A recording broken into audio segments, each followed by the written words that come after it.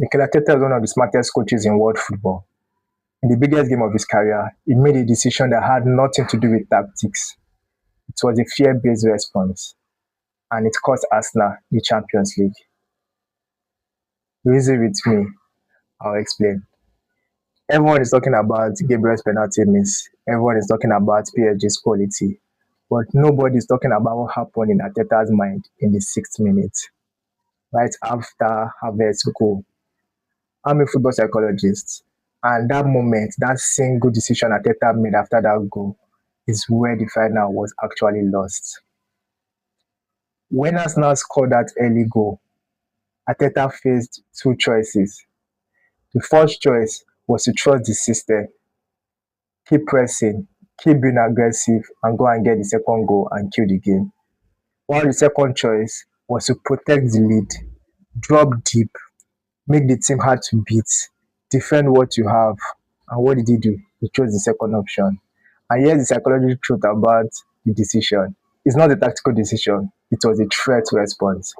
In psychology, we call it defensive pessimism.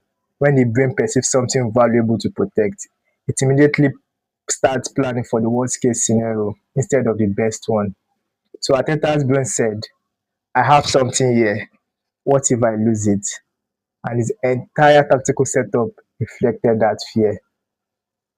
Now think about what Arsenal looked like before that goal. High press, aggressive, winning second balls, making PSG uncomfortable. And then think about what Arsenal looked like after that goal. Deep defensive block, nobody pressing. You were inviting PSG onto them. It was like watching a completely different team. And because psychologically, it was a completely different team.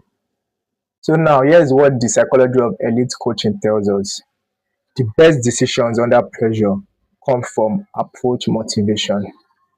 That is moving towards what you want. And the worst decisions under pressure come from avoidance motivation, which is moving away from what you fear. Ateta's low block was avoidance motivation in its purest form. He stopped coaching Arsenal to win and started coaching them not to lose.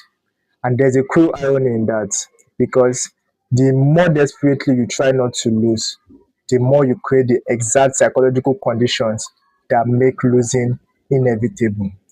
And you see, PSG equalized, the game went to extra time, then penalties, and we know how it ended. So I want to be clear here. This is not about blaming Arteta. Fear-based decision making under extreme